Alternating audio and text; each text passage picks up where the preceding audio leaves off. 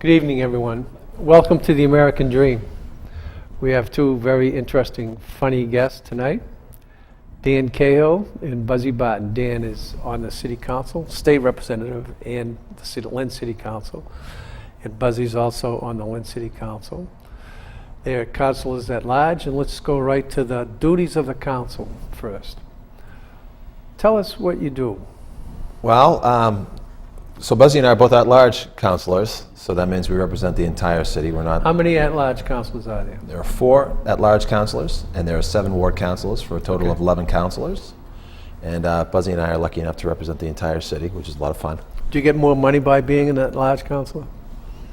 No, we do not. We should, huh? We should, but we don't. Right? Well, actually, you do less work as an at-large councilor. So Why would you say that? well, because I have some friends who are ward councilors that get calls all the time. Okay, and I believe we get calls all the time also, Joe. Do you know how many times we have to tell people to call their ward councilor? Right. Transferring the call. I told you they were A lot of funny. When somebody So- calls me, the first words out of my mouth is, have you spoken to your ward councilor? Okay. So, what does the council do? How often do you meet? By the way, Dan was the council president. But he's now become a state representative, so he gave up the duties as the council president. See the smile on my face? Yeah, but you did a heck of a job. Thank as you. a- You as did a- an outstanding job. I had some great people to work with. Yeah. Thank you. And yeah. Buzzy's Great now the support. vice president of the Yes. council, right? Yes. So, tell us, what does the council do? I mean, we do everything, right? We're chasing anything from the very small minutia of helping people make sure that their streetlights are on, that their trees are trimmed, there's a crack in the sidewalk. We do everything from that. What about legislation? What do you do there? Well, then you want to go to the other spectrum, to the top, where we're in charge of policy making Right. in the city, and it's a constant need. So how often how does one file legislation to change something in the city of Lynn? There's various ways. I'd say that generally it starts with talking with the city councilor to try to get some support for some changes. Somebody's got to draft an ordinance. There's a number of ways to get ordinances started, one being typically you just have a sponsor of a councilor. A council needs to sponsor the ordinance. Yes, put it in play. Yeah. But you can do it also by petition if you have 150 signatures of voters that require a public hearing on a specific request. We've had that recently, actually, for the first time with it was the residency request, right? That was- Yes, so that was by yes. petition, but So, and you serve on committees. Yes, we do. What committee are you on, Buzzy? I'm chairman of public safety. Chairman of Public Safety. Public safety. I sit on at least 7 committees, but I'm chairman of public safety. So do you get a lot of ordinance proposals for public safety? Yeah, I'm on the ordinance committee. Okay. So, yes, we do. But on public safety, yes, we do. We're doing one right now for the fire department on, false alarms. Oh, speaking of false alarms, what about that false alarm at the Patriots game? Oh, boy. I wonder if the kids are being held on bail today, or if they're Right. I think they let them go. let 'em but go? Yeah. if we had lost the game, I think the kids Yeah. would have been held on bail. Right, but people don't realize how much Oh, yeah, money serious by pulling a consequences, false alarm, how much money it costs. You're putting people at risk, So what's the ordinance that's being proposed? The ordinance that's being proposed is false alarms. Yeah. Punishment if you do it? Yes, false alarms and a lot of it's nuisance calls. They're just calling and calling and calling. And there's really nothing happening, or they're pulling the alarms and there's nothing happening. So if we go there too many times, if the fire department goes there too many times, they're going to start fining the owners of the buildings. But the false alarms, there's a penalty for that, right? Yes, there is. And are you increasing the penalty? Is that what this ordinance proposes to do? What it does is, like first time, they'll talk to you about it. And the second time, I'm not sure money-wise, but I think it might be 50 for the second time. $50 fine. $50 fine, and then the next time maybe $100 fine. You know, I don't quote me on those numbers. No, but that's okay. yeah. I'm just trying to get a handle on the legislative process. So that proposal goes before your committee. And your committee meets and considers the proposal? We how would we go about that? We move it to the generally- legislature after us. Yeah, generally it goes to the Committee of Jurisdiction, which would be Public Safety in this respect, and Councilor Barton had hearings on it and had meetings on it to fine tune it, and then from there, Then you make a recommendation yes, you made a recommendation. Yeah. to the full council?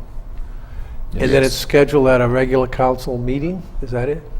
Generally, the next council meeting. Yes. It depends. Some acts require more public notice than others. Something like this, with respect to public safety, can be done very quickly because it's an issue of public health and public safety, which generally the Massachusetts general laws allow cities and towns to act quickly on those issues. If it was a zoning issue, there's a 14-day period where you have to post it and wait for you to take any action on it because that's more something that public input's important on. The police already have something in place with that. You know, false calls. You know. Right. Yeah. So let's follow this through to the end. So it goes to a council meeting. Is there a public hearing for every proposal that goes before the council? Yes, there is. And usually you don't get testimony in those, or do you? Usually not. Yeah. Okay, so no, you give both sides an opportunity to testify. Yes. All those in favor say aye, and then you take a vote. Yeah. Sure. You generally, if you do your homework, which Councilor Barton does, you end up going to businesses and community groups and the fire department and working all these issues out before Right. you want to have a good final product, which generally is a sign of a good ordinance. If a sign of a bad ordinance is when people show up at the public hearing and said, I don't know anything about this, this impacts me, and no one's even talked to me about it. You want to try to avoid that. Yeah. So how many ordinances do you enact a year, do you think? That's a great question. It could be, well, I mean, some are bigger than others in size and scope. I mean, you're doing a couple dozen a year, if not more. And he says a couple dozen, but a lot of it's meeting time. You know, you got to meet with different businesses and Right. different departments, you know, Okay. to make sure you're doing it right, you know. Okay. So what role do you play in the budget? City In the budget. Well, council can cut the budget, but they can't add to the budget, you know, and that's kind of what makes it tough, you know. So if there's a proposal for the school department, say for $5 million, Correct. you can file a motion to reduce it to $4 million, just to simplify it. Well, This so the school discussion. department's a little bit different. What we do for the school department is they propose, think of it this way, we dictate the size of we can dictate the size of the pie, not so much how the slices are made. So when the school committee gets a figure from the mayor and the council, agreed upon figure for their budget, they're the ones responsible for kind of dividing up the budget on the school Okay. side. Okay. But so theoretically, if we wanted to reduce school spending, which I don't know why we would want to do that. Right. We never have an Right. occasion to do I'm that. just using that as an example. Yeah, but as far as other budgets are concerned, this council, as Councilor Barton pointed out, can reduce specific line items in the city It budget. has to be a line item, it's not an amount. You can reduce an amount too. I would argue that if one of our departments had a $12 million budget, there could be a motion made to reduce it to 11 million. And the And then department, let the department head figure it out? yes, or you could look at a $12 million budget and go through it and say, I don't particularly like this item, I don't think we need to fund it. Motion to reduce to zero or reduce it by 50%. And there's debate generally about that, but rarely that happens because the mayor is primarily responsible for the budget, and she works with her department heads, and the department heads and her come up with a figure. And I can't think of an occasion where a department head has ever asked us to change that figure, because again, if we could add to it, they'd Right. probably want us to Well, add to it, but we can't. That's my next question. So suppose a department head says, listen, this is not enough money, we need more money for this budget. We need to put a specific position in place. Can you file a motion to say, I want to add $100,000 to a particular budget? There isn't a department head out there that doesn't want more money I in know their that, budget. I'm assuming that, but Right. can you do it? I don't believe we can. We can create positions by ordinance, like we did recently with an elections position. Right. And then the next fiscal year, depending when it's done, ordinances, positions created by ordinances need to be funded. Need to be? They have to be funded. They have to be. Yes, that's our understanding. Okay. But isn't there a time frame when they have to be funded? I mean, if we said that, it might not happen that year, right? Yeah, so what Councilor Barton's referring to is, take for instance the elections position, which I Right. think is actually going to be done away with. That position went in after the annual budget was already adopted. So therefore, the position didn't have to be funded until the next fiscal year.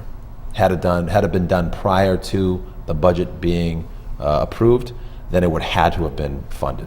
So it was a timing issue. Okay. But I think that position's actually going away anyways on Tuesday night. I believe there's going to be a vote you're correct. to eliminate it. You don't need the position anymore. There was a desire to create the position. I think there are other desires now, other positions that Okay. I think we'd like to focus on, Okay. namely being probably a city planner instead. Right. Let's talk about a city planner. I've Nice heard segue like that. See It's like that? he's trying to get away He from the led election. you right into it. There you go. There you go. Let's talk about There- city planner. There's been a lot of discussion about a city planner. Everybody has a city planner but the city of Lynn. Why is that? When's the last time we had one, right? Kevin Gainey, Kevin I Gainey. think, yeah. You got it. Kevin Gainey. You know, I didn't know we had a city planner ever. Yeah. It was until someone said, oh, we had one, Kevin Gainey. I said, oh my Right. gosh, I didn't know that we actually had one. I don't know why the position went away. I don't know who's under whose leadership it went away, but it's very important that the city get a city planner. Yeah, everybody seems to agree to that. So I know my first election, that was one of my big things that I wanted to push to get a city planner, but it just never came about. A city planner and a grant writer is what I wanted. Yeah. Yeah. And we got the grant writer, but I guess it didn't work out, the person, it didn't work out, and so. You know, I'm going to try to have the whole council on eventually on the show. I had Pete Capano and Jay Walsh on a couple of weeks ago, and Pete had an interesting suggestion that you use the position you're talking about for specific function. In other words, you don't hire somebody for a full-time salary and all the benefits that go with it, but just for to enhance the McDonough Square area. So you get a grant writer to put together a proposal. That sounded to me like not necessarily McDonough Square, but the notion of a grant writer for a specific project sounds like a great idea to me. What do you think about that? And then we'll go back to the planner. But I'll be honest, the idea of a grant writer, people think a lot of problems can be solved by a grant writer. I'll tell you, the city of Lynn writes thousands of grants on our own every year. And if there's a grant out there, we're trying to work on it. You'll see community development with Jamie Marsh. He applies and receives a tremendous amount of grants.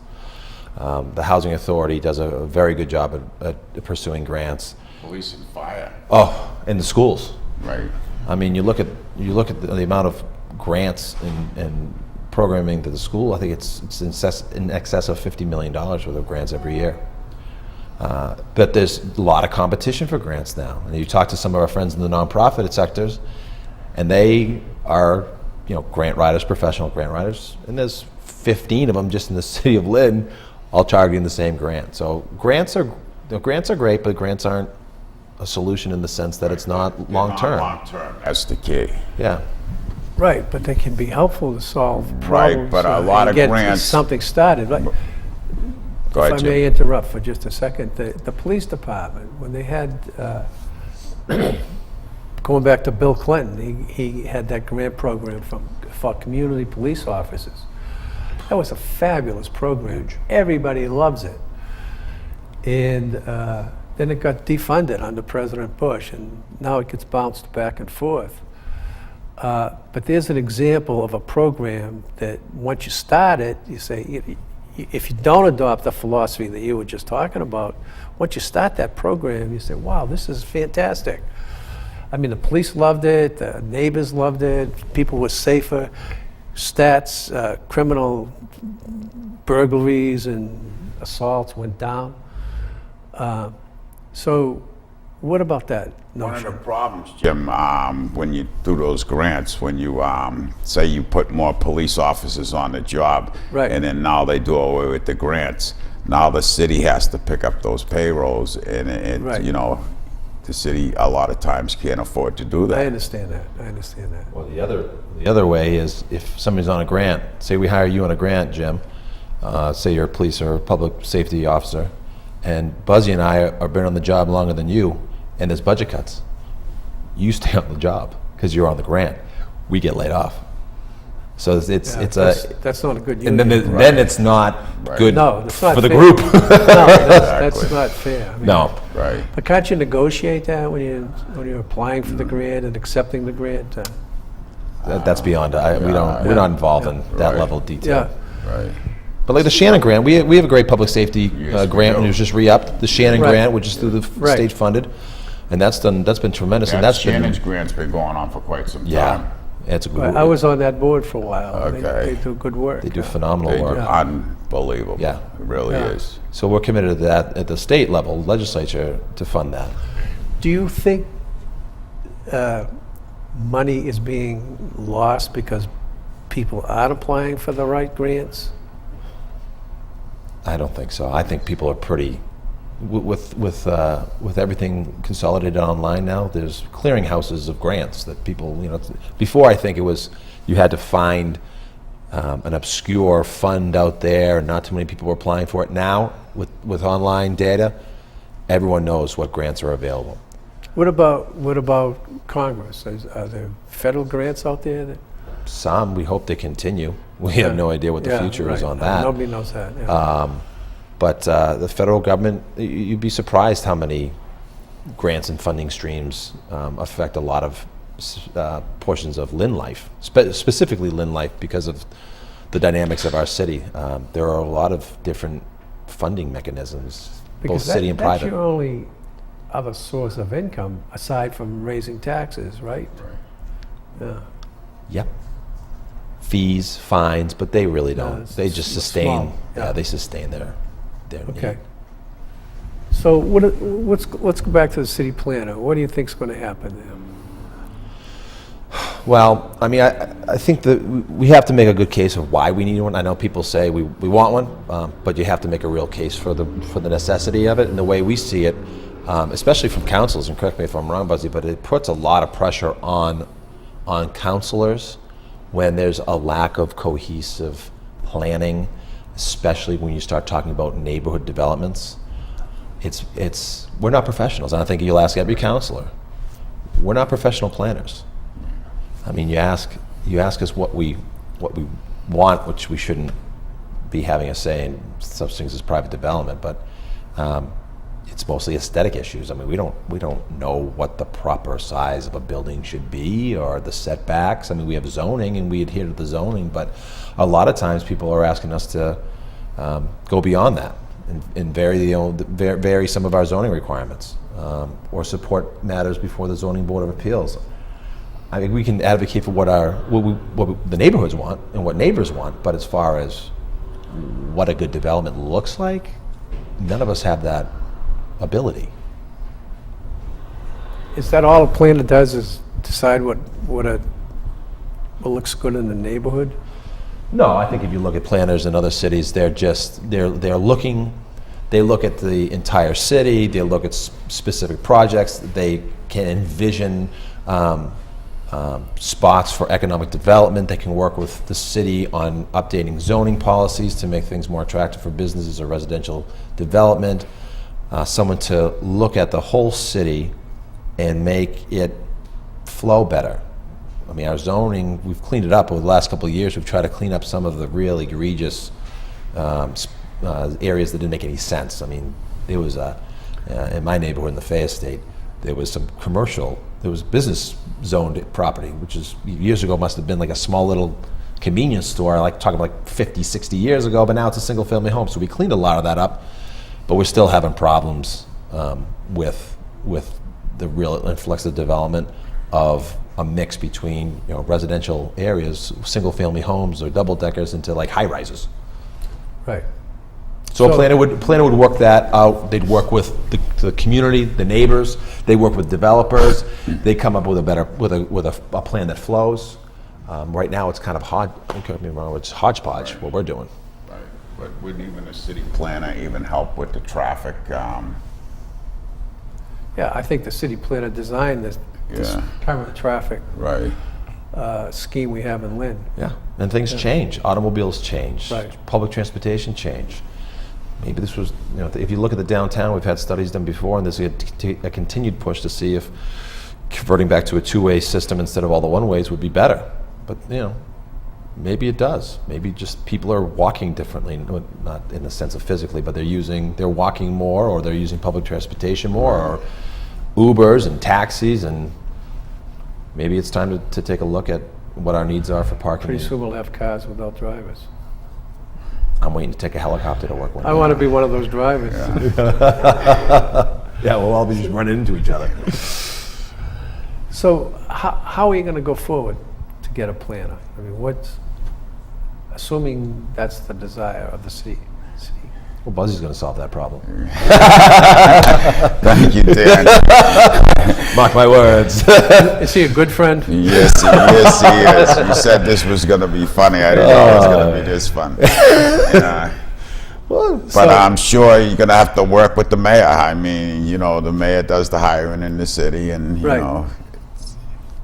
But you're going to create the position. The council, is going to create the position. Maybe, maybe not.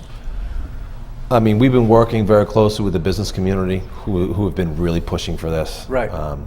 I think residents, it's really not in their, the forefront until a project impacts them directly, and then they want a city planner. But from the Lynn Business Partnership down to the Chamber, North Shore Latino Business Association, and a number of other organizations, they're really pushing for, and the state. I mean, if you talk to Jay Ash, Secretary Ash has been, boy, he's been in this city more than I've ever seen any state official.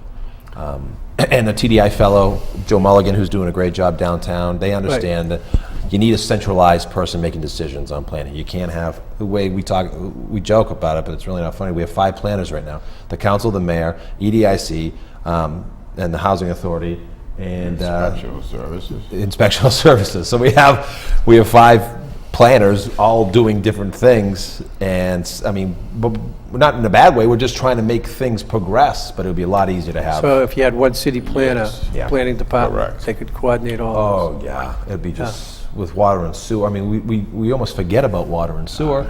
Right. Huge partner in development, and we almost never had really much of a communication with them directly. We've brought them more on with site plan review, and we have a few councilors on the board now, so there is more communication. But you know, for the YMCA project that we were doing down on Neptune, we were going forward with that, and we sent it over to Lynn Water and Sewer to do some, and there's a lot of issues. There's a lot of site work that needs to be done. We wouldn't have otherwise known that. The same thing happened at Fraser Field when they built the new Manning Field. Right. The water department played a big role in that.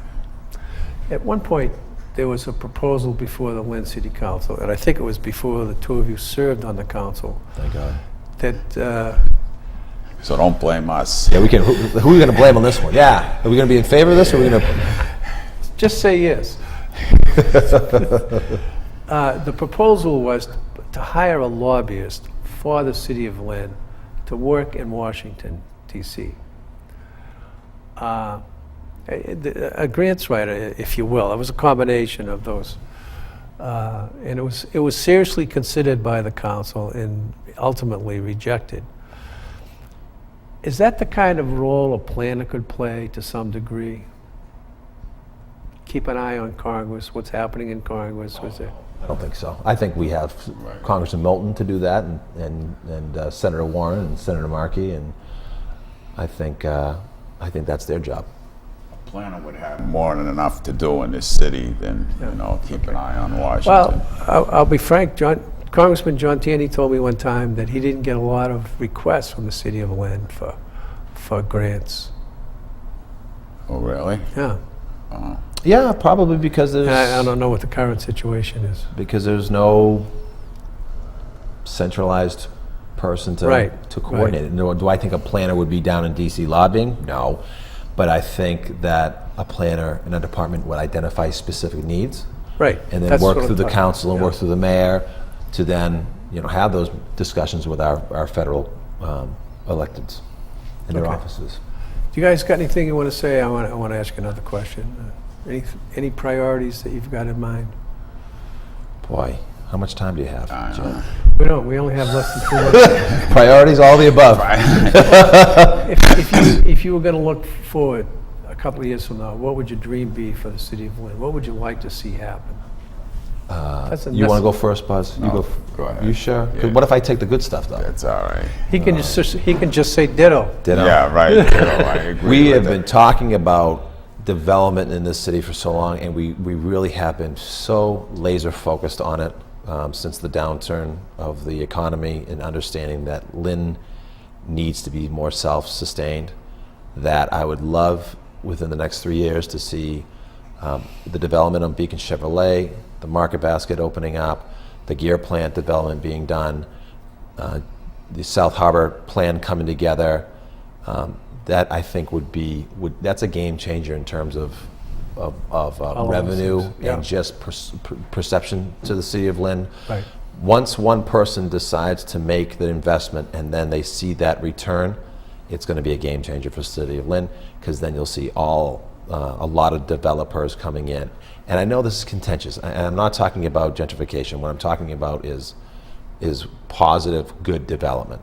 And however that looks, we can debate on, there'll be some high end, and we'll also couple that with some attractive single family home developments that are popping up now within the city of Right. Lynn that we think will create more neighborhoods again, and have opportunities for folks who want to buy a new house in Lynn. There's a lot of people in Lynn, especially kind of my age group, that they're looking now to other towns because they want to live in a new house, but it's really hard to find a brand new construction in Lynn. So now that we're kind of opening up some parcels to that, I think you'll see. What about you, Buzzy? Sorry to cut No, you no, off. no. I wanna I give don't Buzzy a keep on chance. talking. Like you said, ditto. That's why he's the elder statesman. Right. He's the more senior. Right. But, we have to get more revenue in this city, and Yeah. we're not going to do it unless we start, Do those projects. Exactly. Yeah, all of those projects would bring in a lot of revenue. Right. Yeah, so we can spruce up our And a neighborhoods. plug for the Market Basket. They do great work. They treat their employees well, and food's good. And I think everybody in the city's waiting for Market Basket Yeah. to open. me too. We all set? Is that what? Yeah. Okay. wrap up. So. Before the music starts and we pretend to talk to each other, remember that? How you do this? Yeah. I neglected to mention your mothers, both of you, but next time. Yeah. Very fortunate. Two great women, yeah. Thank you.